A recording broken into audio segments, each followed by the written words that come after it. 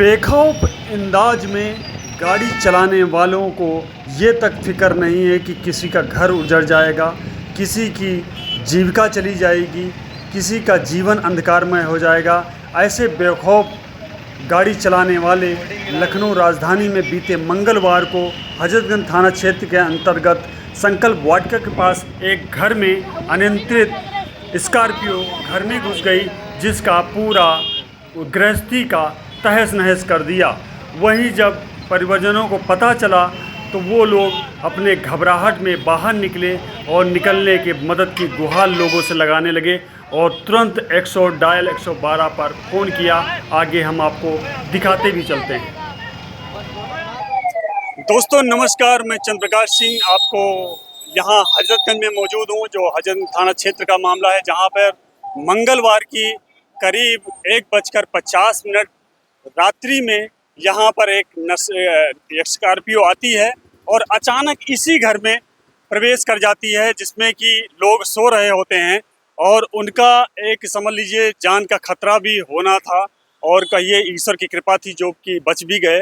हल्का फुल्की चोटें आई भी हैं, जिसमें इन लोगों की एक जीविकोपार्जन के लिए दुकानें थी और वो दुकानें यहाँ पर चला करके अपना भरण पोषण करते थे, जिसमें सो रहे परिवार के ऊपर अचानक ये स्कॉर्पियो, जिसमें बताते हैं कि एक लड़की और 3 लड़के सवार थे, जिसमें बियर की बोतलें भी मिली हैं और इस तरीके से वो लोगों ने गाड़ी ड्राइव करते हुए इनकी जान को जोखिम में भी डाला, जिसमें हम आगे आपको दिखाएंगे भी, जिसमें परिजनों और पीड़ित पक्ष का मतलब क्या मांग है और क्या समस्या है वो अपनी आगे हम आपको दिखाते हैं, जिसमें घर में सो रहे पीड़ित विजय और उनकी पत्नी ज्ञानवती और साथ में बच्चे जो कि चोटिल भी हुए और उन्होंने अपने दास्तान भारत प्रकाश न्यूज़ चैनल से पूरी दास्तान सुनाते हुए। क्या नाम भाई साहब आपका? जो ये रात में घटना घटी मंगलवार की रात में, करीब में कितने टाइम की घटना है जब आपने मदद मांगी? ये 1:50 की है। 1:50 जी। यानी मंगलवार की जो रात्रि 1:50 की घटना है, तो जी। ये कैसे क्या हुआ? जैसा कि आपका शुभ नाम क्या है? विजय। विजय जी। ये आपका घर है? जी। तो कोई नुकसान तो नहीं हुआ, जैसा कोई चोटिल वोटिल तो नहीं हुआ? नहीं चोटिल हुआ, हम चोट खा गए, मेरा बेटा चोट खा गया। अच्छा घर में सारा सामान टूट फूट गया अच्छा। और किसी तरीके से हम लोग बच निकले। तो पुलिस से आपने कब गुहार लगाई? रात्रि में फोन किया था आपने 112 डायल पे? हाँ, बहुत देर के बाद में आई पुलिस, लेकिन आई। हाँ, तो आपको मदद मिली जैसा कि?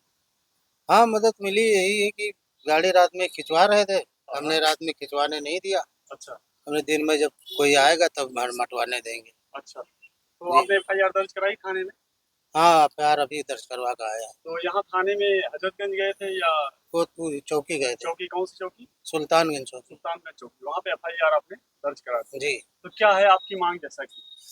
अरे हम भी यही चाहते हैं कि जो है कि हमारा ये नुकसान वुकसान मिल जाए। इतने बच्चे हम मुकदमा कहाँ लड़ पाएंगे, जी। हम फिर से बना के अपना जीवन यापन करें। अली कहने मतलब कितना नुकसान हुआ होगा इसमें? अरे कम से कम 1 से 1.5 लाख रुपए नुकसान है। 1 से 1.5 लाख का नुकसान आपका हो गया। जी। तो और कोई चोटिल तो विशेष नहीं, जैसा कि? लड़का हुआ है। लड़का भी चोटिल हुआ? जी। कहाँ चोट लगी? उसका पैर फट गया। अच्छा, आपके सीने में लगी? जी, सीने ने पीठ पे लगी। तो अच्छा अच्छा, पीठ पे। अच्छा, आप पत्नी है? जी। आपको कोई जैसा कि कुछ चोट वगैरह तो ऐसा कुछ तो नहीं? जी, हमको चोट नहीं लगी है। कितने परिवार में कितने लोग थे यहाँ मकान में?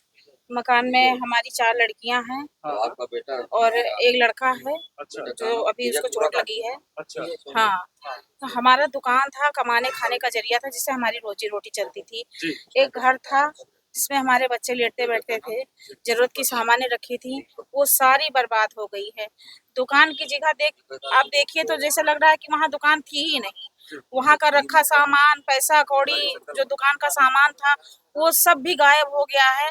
अब ये बताइए कि हम लोग अपना जीवन कैसे यापन करें, हम अपना बच्चा कैसे पालें? हमारे कमाने खाने का जरिया वो था। तो आपकी क्या मांग है अब जैसा? हमारी मांग है कि जो भी घटना यहाँ घटी है वो देखा जाए और क्या कहते हैं कि उचित हिसाब से जो हमारा नुकसान हुआ है वो भरपाई कर दी जाए, क्योंकि हम अपना फिर से शुरुआत कर सकें, कमा खा सकें।